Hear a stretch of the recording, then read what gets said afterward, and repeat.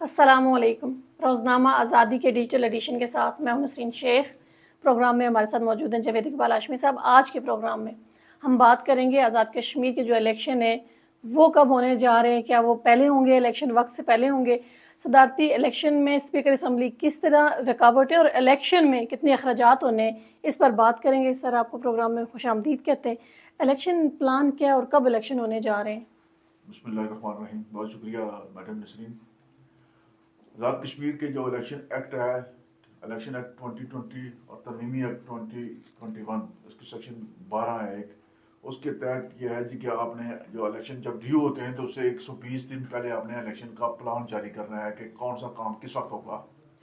वो election plan जो है ना वो आज से ड्यू है, और कल हमारी मुलाकात हुई थी चीफ इलेक्शन कमिश्नर से, तो उन्होंने बताया था जी कि हम जो 120 रोज़ा प्लान है वो आज जारी कर देंगे, और इस प्लान में क्या क्या चीज़ें हैं, क्या होना है। उसकी बुनियाद सबसे पहला काम उसमें यह है कि हल्का बंदियों पर दोबारा जो है ना वो काम होना है कि कौन से हल्के में वोट कम है, कौन से हल्के में ज़्यादा है।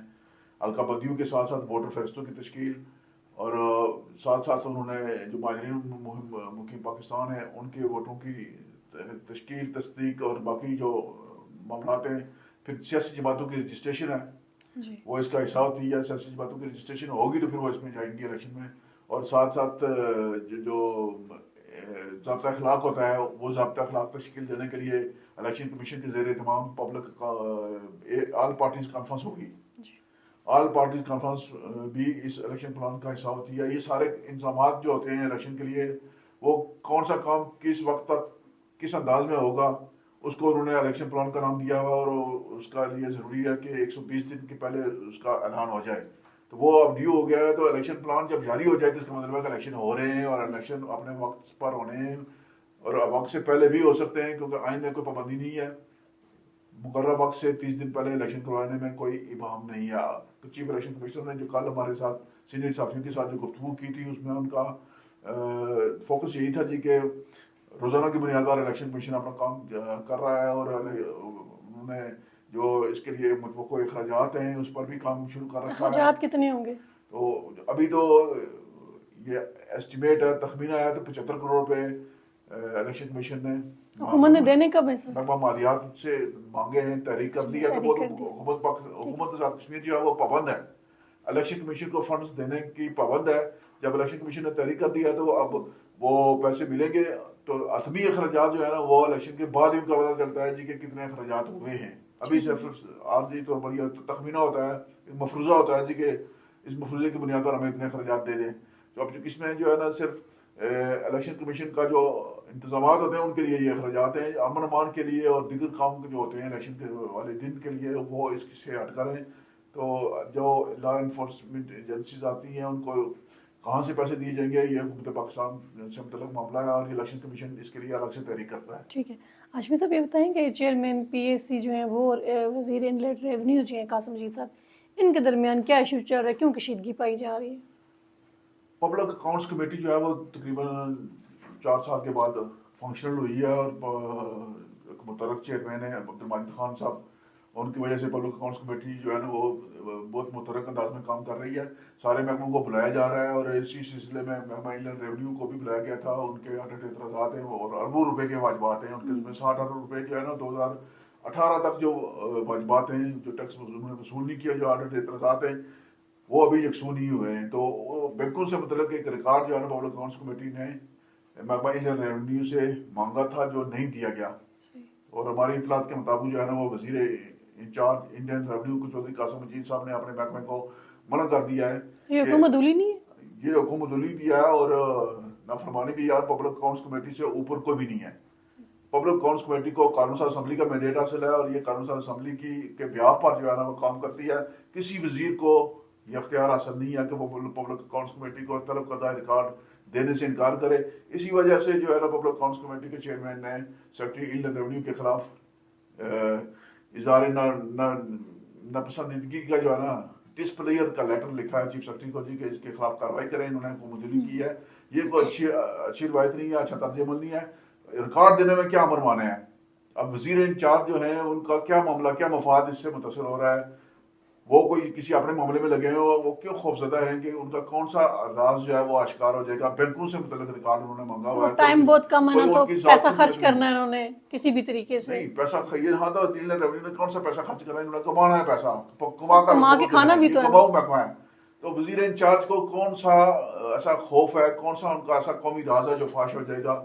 بینکوں سے متعلق جو ریکارڈ مانگ رہے ہیں وہ دینے میں کیا امر مانے ہے. چودھری قاسم مجید صاحب کو اس معاملے کی وضاحت کرنی چاہیے. انہوں نے ہماری اطلاعات کے مطابق انہوں نے اسمبلی میں فون کر کے جو ہے نا ناپسندیدگی کا اظہار کیا جی کہ ہم سے ریکارڈ کیوں مانگا گیا اور لیٹر کیوں لکھا گیا ہے. تو یہ میرے خیال میں جو سب جنگ ہے وزیر انلینڈ ریونیو چودھری قاسم مجید اور چیئرمین پبلک اکاؤنٹس کمیٹی کے مابین جو ہے نا یہ ذاتی قسم کی جنگ بنتی جا رہی ہے. دونوں کے مابین جو ہے نا وہ پہلے جو یہ اختلاف تھا یہ تو معاملات پر طریقہ کار پر اختلاف تھا. جو اب جو ہے دونوں جانب سے جو رویہ ہے، جو طرز عمل اپنایا گیا ہے وہ کشیدگی کی طرف جا رہا ہے. اور خدشہ موجود ہے اس بات کا جی کہ کہیں دونوں کے درمیان جو ہے نا ہاتھا پائی نہ ہو جائے.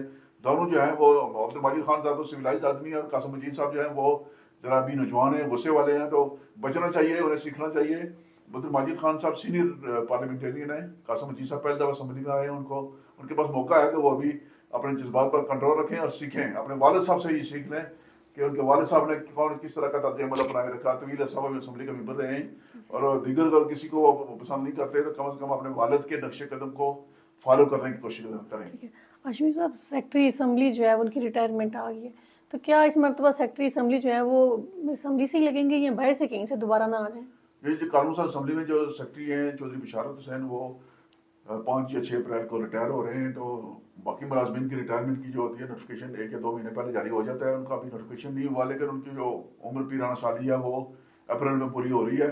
تو اسمبلی کے اندر جو ہے نا یہ چمگوئیاں ہو رہی ہیں جی کہ ان کی ریٹائرمنٹ کے بعد پہلے تو یہ چمگوئیاں ہو رہی تھی کہ ان کی ریٹائرمنٹ نہیں ہو رہی بلکہ ان کو توسیع دی جا رہی ہے. لیکن اب وہ معاملہ کلیئر ہو گیا کہ ان کو توسیع نہیں مل رہی. اور اب ان کی ریٹائرمنٹ کے بعد جو باہر کے دیگر گروپ ہیں، مثلاً مینجمنٹ سروسز گروپ ہے، سیکریٹریٹ گروپ ہے اور لا سیکریٹریٹ کا گروپ ہے، تو ادھر سے لوگ جو ہے نا وہ کوشش کر رہے ہیں کہ وہ اسمبلی کے اندر جو ہے نا براہ راست سیکٹری کے عہدے پر جو ہے نا وہ قبضہ کریں. ماضی میں جب ان کی تقرری ہوئی تھی چودھری بشارت صاحب کی تو اس وقت ایک ابہام تھا، ایشو تھا اسمبلی کے اندر. گریڈ 20 میں کوئی سینئر افسر موجود نہیں تھا. گریڈ 19 کے بہت جونیئر لوگ تھے جو پروموٹ ہو کر سیکٹری اسمبلی بننے کے اہل نہیں تھے. تو مجبوری کے تحت اس وقت براہ راست سیکٹری اسمبلی گریڈ 20-21 میں بھرتی کیا گیا تھا. جو ان کی ریٹائرمنٹ کے بعد جو ہے نا جب یہ گریڈ 21 میں آ گئے تو پیچھے لوگوں کی جو ترقیابیاں تھیں وہ طویل عرصے سے رک گئی. ترقی جو ہے نا ملازم کا، ہر ملازم کا جو ہے بنیادی حق ہے. جب اگلا بندہ ریٹائر ہوگا تو پیچھے ایک چین ہوتی ہے. گریڈ 16 والا 17 میں جاتا ہے، 17 والا 18 میں جاتا ہے، 18 والا 19 میں جاتا ہے، 19 والا 20 میں جاتا ہے اور 20 والا 21 میں جاتا ہے. اب یہ گریڈ 21 سے ریٹائر ہو رہے ہیں. ان کی ریٹائرمنٹ کے بعد جو سینئر لوگ موجود ہیں اسمبلی کے اندر ان کی ترقیابی ان کا حق ہے اور اس پر یہ کسی بھی گروپ سروسز گروپ کو یہ حق حاصل نہیں ہے کہ وہ اسمبلی کے ملازمین کا حق سلب کرے. اگر ایسا ہوتا ہے تو اسمبلی کے ملازمین میں پہلے ہی بے چینی پائی جا رہی ہے کیونکہ اس ادارے کے اندر کوئی انتظامی گرپ نہیں ہے. موجودہ سیکٹری جو جا رہے ہیں یہ بالکل ایک قسم کی جو ہے نا ان کی نااہلی کی وجہ سے ادارہ جو ہے نا یہ عملاً بد انتظامی کا شکار رہا ہے. ایک جو سیکٹری ہوتا ہے اسمبلی کا وہ اس ادارے کا انتظامی سربراہ ہوتا ہے. دفتر کے اندر ان کی سیکریٹریٹ کے اندر نظم و ضبط قائم کرنا، ملازمین کی حاضری یقینی بنانا، ان کا جو دفتری کام ہے اس کو اپ ڈیٹ رکھنا جو ہے نا یہ ان کی ذمہ داری میں شامل تھا. لیکن چودھری بشارت صاحب جو ہے نا اب وہ جا رہے ہیں تو مناسب نہیں لگتا کہ ان کے کام پر کوئی اس طرح کی تنقید کی جائے. لیکن وہ میرٹ پہ نہیں آئے تھے تو اس لیے میرٹ پہ کام نہیں کے ساتھ کہ وہ اپنا کام بطریقے احسن سے انجام نہیں دے سکے ہیں. کوئی اچھی روایات چھوڑ کر نہیں جا رہے ہیں. کوئی ایسا کام جو ان کے نام سے مشہور رہے، ان کے نام سے منسوب رہے کہ انہوں نے یہ اچھا کام، یہ اچھی روایت قائم کی تھی. وہ روایتی انداز میں آئے تھے، میرٹ سے ہٹ کر آئے تھے اور میرٹ سے ہٹ کر سارے کام کرتے رہے ہیں اور جاتے ہوئے بھی بہت سارے کام وہ میرٹ سے ہٹ کر کے جا رہے ہیں.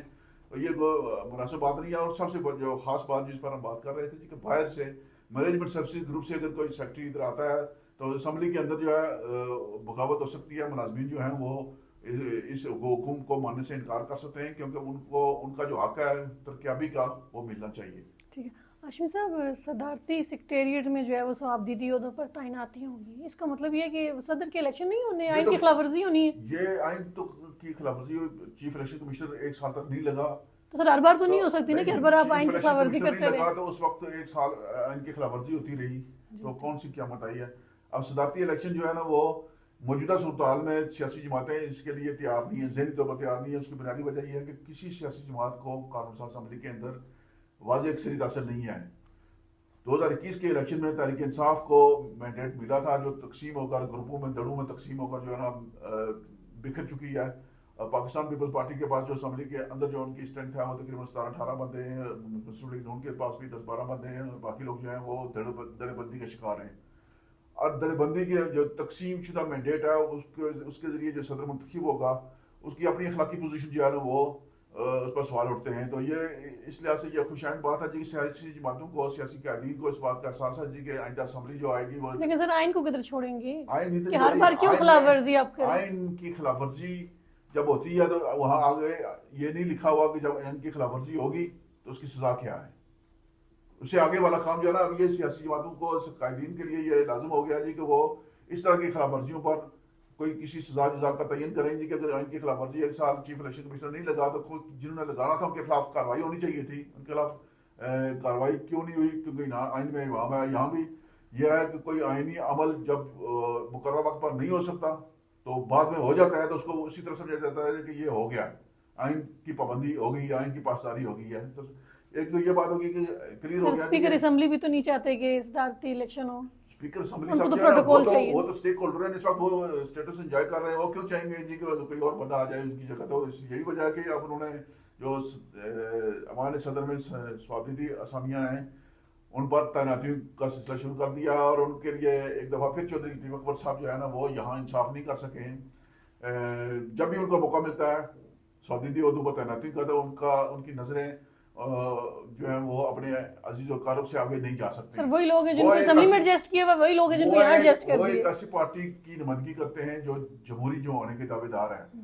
اور لطیف اکبر صاحب جو ہے سب سے پرانے پیپلز پارٹی کے سب سے پرانے لیڈر ہیں، سب سے پرانے کارکن ہیں، سب سے پرانے رہنما ہیں. ان کی قربانیاں ہیں، ان کی جد و جہد ہے اور وہ اچھی طرح جانتے ہیں. پورے آزاد کشمیر میں پیپلز پارٹی کے کارکنوں کو ذاتی طور پر جاننے والے واحد آدمی ہیں کہ کس کارکن کی کتنی محنت ہے، کتنی قربانیاں ہیں. اور جب ان کو یہ موقع ملتا ہے کہ کارکنوں کو وہ اکوموڈیٹ کریں، کارکنوں کو ان کو حق دیں، لیکن وہ انصاف نہیں کر سکتے. اس دفعہ بھی انہوں نے پھر اپنے گھر سے ہی شروع کیا ہے اور پھر وہی انہی لوگوں کو اکوموڈیٹ کیا جن کو اسمبلی میں انہوں نے لگایا تھا اور اب ہمارے صدر میں بھی ان کو لگا رہے ہیں. اگرچہ یہ 2-3 مہینے کے لیے ہے لیکن کوئی یہ اچھا میسج نہیں جا رہا لطیف اکبر صاحب کے لیے.